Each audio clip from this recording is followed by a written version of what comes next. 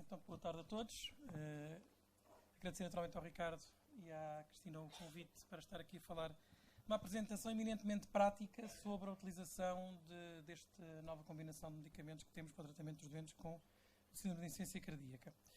Portanto, eu segui escrupulosamente as perguntas que me tinham sido propostas a discutir nesta apresentação, mas antes de começar a discutir, ia só fazer uma curta introdução relativamente ao mecanismo e ao papel do medicamento. Portanto, nos últimos 50 anos, muito tem sido avançado o conhecimento dos síndromes de insuficiência cardíaca. Nós estamos já a falar aqui de classificação, da própria insuficiência cardíaca aguda, mas a verdade é que passámos de um modelo, nos anos 50, 60, da hipótese cardiorrenal, em que o que havia era uma hidrópsia, e portanto o tratamento era feito com diuréticos e restrição hidrossalina, para, nos anos 70, a hipótese hemodinâmica, muito motivada pelos trabalhos também do Milton Packer, que já aqui foi citado, em que a administração de fármacos vasodilatadores, quer endovenosos, como o nitropreciato, quer orais, como a hidralazina, modificavam a pré- e pós-carga ventricular esquerdas e aí colocavam o coração num ponto da curva de Frank-Starling mais adequado. Este conceito continua perfeitamente vivo na abordagem ao doente com insuficiência cardíaca aguda, em que o que fazemos é um profiling por critérios hemodinâmicos. No final dos anos 80 e no princípio dos anos 90 começaram a vir os grandes estudos escandinavos de bloqueio do sistema renina-angiotensina-aldosterona, com os beta-bloqueantes e com os IECA, e agora estamos a fazer uma outra transição, e estava a discutir ao almoço isso com o professor Fragata, é que nós vamos passar agora para a hipótese da substituição, e é isso que falaremos mais à frente na palestra do professor Fragata, em que vamos substituir a função que está doente. Portanto, as intervenções neurohormonais, de facto, têm sido muito bem sucedidas. As intervenções do sistema renina-angiotensina-aldosterona, através da sua modulação com IECA, ARE, antagonistas dos receptores mineralocorticoides, são muito, muito eficazes a bloquear a resposta que não é desejável no contexto da insuficiência cardíaca, nomeadamente a vasoconstrição e a própria proliferação, enquanto que o bloqueio do sistema nervoso simpático com os beta-bloqueantes também atua deste lado da hiperativação de sistemas deletérios. Curiosamente, os sistemas dos peptídeos natriuréticos, eles têm sido intensamente estudados, só que os ensaios clínicos têm sido muito difíceis a dar resultados positivos. E nós já tivemos várias surpresas negativas com o neziritide e também com outros inibidores da neprisilina que, por ausência de efeito ou por um perfil de efeitos secundários intoleráveis, tinham sido sempre abandonados. E, portanto, havia claramente aqui uma hipótese que devia ser testada e estudada, mas até ao desenvolvimento do sacubitril isso não tinha sido conseguido.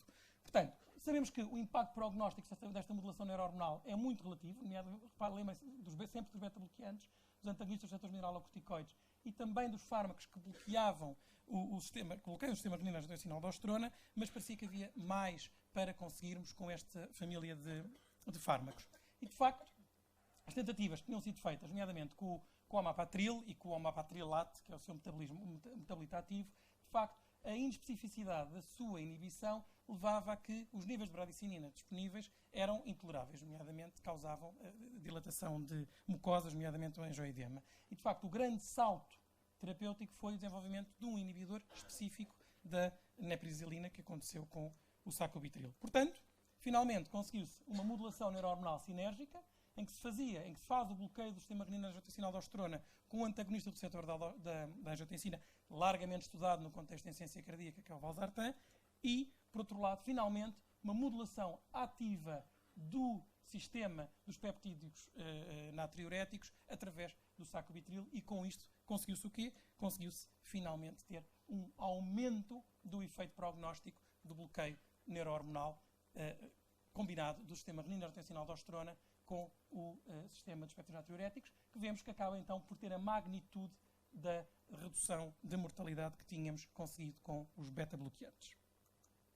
E deu, de facto, uma brilhante recuperação nas curvas de mortalidade no espaço de 30, 35 anos, e isto é 2005, provavelmente estamos agora em 2015, com estes novos fármacos conseguiremos ainda melhor. Portanto, focando então rapidamente nas perguntas, que subgrupos de doentes é que devem ser tratados com esta combinação de fármacos? Portanto, a pergunta que o ensaio clínico que levou à aprovação pela EMA e pela FDA do sacubitril valsartan perguntou qual o benefício incremental da inibição da neprisilina. Portanto, e como verão, o próprio desenho do estudo ele é feito de maneira a termos uma comparação face a face com uma dose adequada de enalapril, não será a dose máxima recomendada pelas guidelines, mas uma dose de 20 mg por dia, comparado com este bloqueio combinado da neprisilina e do receptor da angiotensina. Ora, para saber que subgrupo de doentes é que devemos tratar, naturalmente a validade externa está nos critérios de inclusão e de exclusão do estudo. E, como sabem, foram incluídos doentes com fração de ejeção reduzida, lá está, 35%, 40%, houve alteração a meio do estudo, provavelmente o 40% aqui é o número que devemos fixar, com alguma evidência de congestão, pelo menos evidência laboratorial de congestão, através de níveis de BNP, no laboratório do meu hospital, acima de 100 é positivo, portanto, BNP positivo. Se o doente tivesse estado internado, este nível de BNP baixaria de 150 para 100. E eram doentes eminentemente estáveis. Aliás, os critérios de inclusão determinavam, à semelhança de outros ensaios clínicos, como o SHIFT, que o doente estivesse estável durante pelo menos um mês, com terapêutica médica otimizada e, idealmente, adequadamente titulada.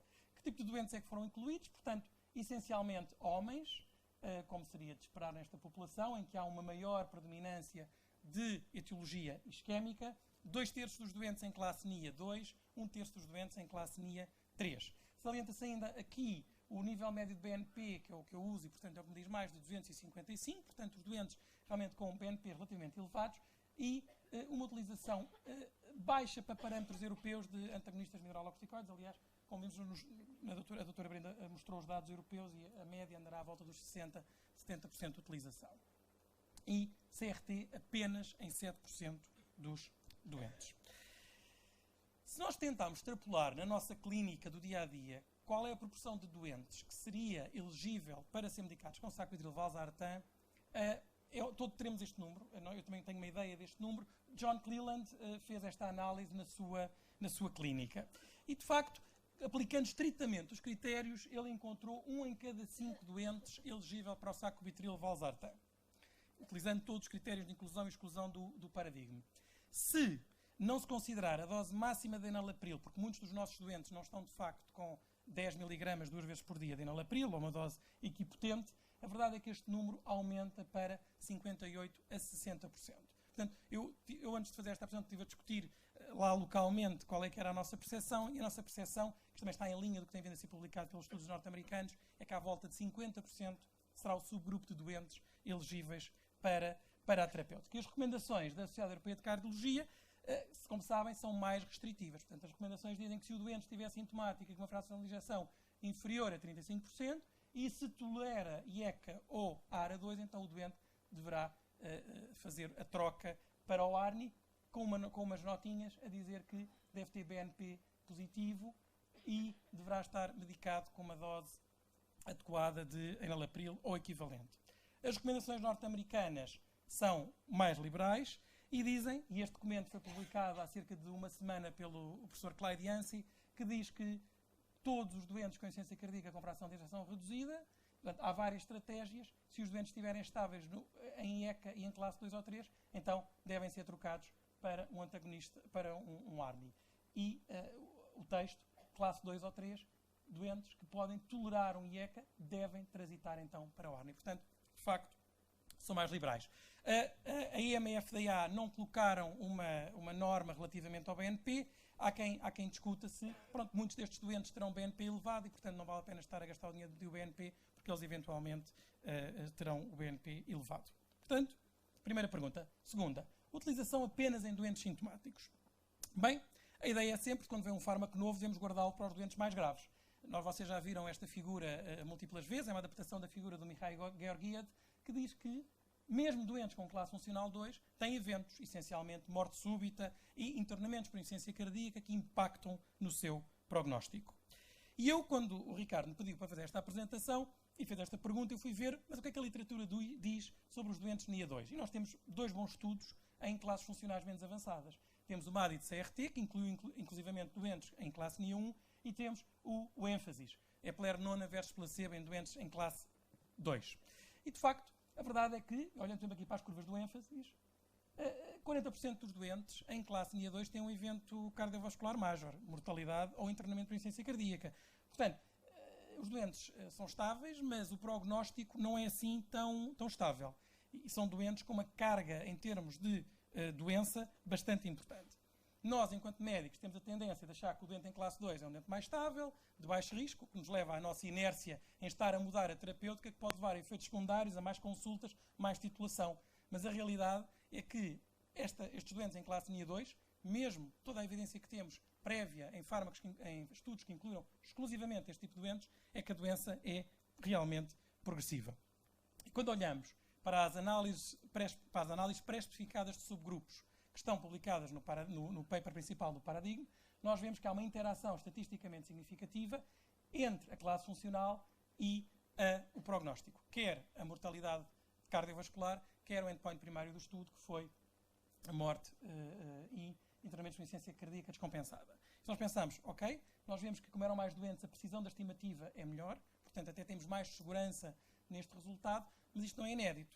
Mesmo na minha hipertensão pulmonar, nós sabemos que as estratégias habitualmente iniciadas em doentes em classe NIA 2, e aqui falo da combinação inicial de ambrisentan com tadalafil, isto é uma insuficiência cardíaca direita, mas não deixa de ser uma insuficiência cardíaca, também os doentes menos sintomáticos têm um benefício maior, curiosamente, com a aplicação destas terapêuticas moduladoras neurohormonais. Uma outra análise que suporta também um pouco a introdução do fármaco em classes funcionais NIA 2 tem que ver com esta análise publicada pelo Scott Solomon no JACC Heart Failure, há 1 ano e meio, em que ele analisou a distância desde o último internamento de insuficiência cardíaca ou se o doente sequer tinha tido algum internamento. Portanto, um doente nunca foi internado, é claramente um doente estável.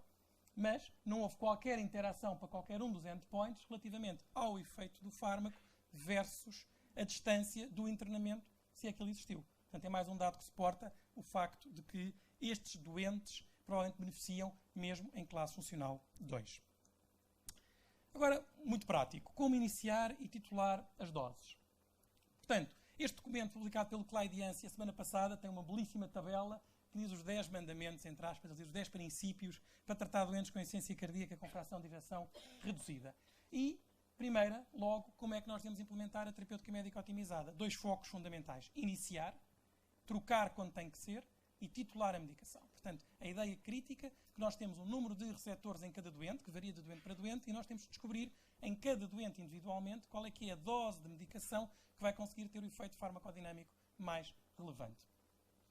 E, portanto, isto vai refletir-se também um pouco como o estudo foi desenhado. Portanto, nós sabemos que todos os doentes tinham que tomar enalapril 10, depois eram transitados para uma dose crescente de LCZ e só estes é que eram aleatorizados. Logo, a priori, houve 2.000 doentes que não conseguiram chegar à dose máxima ou de um ou de outro fármaco. Portanto, é natural que na nossa prática clínica também tenhamos doentes que não conseguem ser transitados de um para o outro. Quais são as contraindicações mais importantes? No fundo, a co-administração com o IECA ou a história de angioedema, ou insuficiência hepática grave, ou insuficiência renal grave ou terminal. Estas são as contraindicações. Dose. Dose de início. Aqui temos aprendido alguma coisa com a prática. Provavelmente o RCM é mais agressivo do que nós temos sido agora na prescrição dos doentes. E há aqui vários conselhos. Primeiro, se o doente tiver medicado com uma dose mais baixa de IECA ou de ARA2, o doente deve iniciar com a dose 24-26. Se o doente tiver insuficiência renal, se tiver insuficiência hepática ligeira, ou, e esta é uma coisa que nós também fomos aprendendo, se for mais idoso, se for mais velho, aqui fala-se em 75 anos, se calhar 70, então começar com a dose mais baixa. Se o doente tiver uma tensão entre 100 e 110, também temos tido tendência a iniciar com uma dose mais baixa. Outro aspecto relevante tem que ver com a equipotência das doses de valsartan. Portanto, doentes, o 26 de valsartan no sacubitril valsartan equivale a 40 mg de valsartan dado isoladamente. Isto é importante para percebermos qual é o nível de bloqueio neurohormonal que nós estamos a administrar. Por exemplo, na dose de manutenção de 103, nós estamos a dar 160 mg de valsartan 2 vezes por dia. Portanto, é uma dose bastante elevada. Portanto, eu, aliás, reflito aqui que alguns dos meus doentes já estão com a dose máxima e não tinha nenhum doente com insuficiência cardíaca medicado com 160 2 vezes por dia de valsartan. Portanto, curiosamente, o sacubitril valsartan está a permitir até ainda bloquear mais os meus doentes do que eu os tinha bloqueado previamente. O titration comparou 2 estratégias de titulação, uma condensada mais agressiva e outra mais conservadora, com intervalos de titulação afastados por cerca de 3 semanas a 1 mês, e a verdade é que, apesar da taxa de eventos ter sido baixa, inferior a 10%, A titulação mais rápida teve mais efeitos secundários do que a titulação mais lenta, portanto, se calhar, start low, go slow, se calhar continua a ser uma boa notícia. Alguns de nós estiveram em dezembro a visitar uma instituição no Texas, Baylor Scott & White, que tinha um protocolo bem feito de titulação de sacubitril, que vos mostro aqui, à falta de um local. Eu fiz aqui algumas alterações. Eles são mais agressivos do que está no ensaio, portanto, menos de 95 mm de mercúrio não dar. Portanto, tem sido o que nós temos feito. Abaixo de 95, 90, tentamos evitar o fármaco. Cuidado com os doentes idosos. Cuidado com os doentes com insuficiência cardíaca NIA 4 avançada. A experiência também não tem sido, por enquanto, muito boa. E cuidado com a coadministração de sildenafil, que há, de facto, alguns doentes com insuficiência cardíaca avançada poderão estar com inibidores da fosfodiesterase 5 e aqui provavelmente é vasodilatação a mais. Se o doente tiver realmente uma dose alta de ECA ou ARA2, então podemos começar com o 4951, sempre depois de 2 dias, 36 horas, sem IECA. Portanto, o Martin Cowie sugeriu, e parece uma boa ideia, o doente durante o fim de semana não toma e depois começa a segunda-feira. Para a sexta, durante o fim de semana não toma e começa a segunda. Para os doentes é mais fácil do que estar a fazer outro tipo de abordagem. Se o doente estiver em baixa dose, então 24, 26, e nós fizemos aqui umas alterações a este algoritmo. Se o doente tiver tensões baixas, então 2 estratégias. E agora estou no off-label. Começar com meio comprimido, meio-meio, mas sempre 2 vezes por dia, mas meio-meio, e depois subir para 1. Ou então fazer algo que o Gottlieb nos sugeriu também lá no Texas, que é fazer uma espécie de paradigma. Testar se o doente consegue tolerar valsartan 40-40, e se o doente conseguir tolerar valsartan 40-40 durante 3 semanas, então provavelmente vai conseguir tolerar o sacubitril valsartan 24-26. Portanto, eu para esta apresentação, estes dados serão apresentados para a semana, provavelmente em maior profundidade, mas nós temos lá 56 doentes medicados com sacubitril valsartan. Iniciámos na larga maioria dos doentes com uma dose de 24-26 e tivemos 5 desistências, essencialmente em doentes NIA 4 Intermax 4-5, portanto doentes mais avançados. Neste momento que ainda estamos em titulação, temos 1/4 dos doentes em dose máxima e, curiosamente, tínhamos muitos doentes com enalapril 2,5 2 vezes por dia que conseguem tolerar doses mais elevadas e já estão no 50 ou até no 100 mg 2 vezes por dia. Isto é interessante. Para terminar, efeitos colaterais a curto e longo prazo.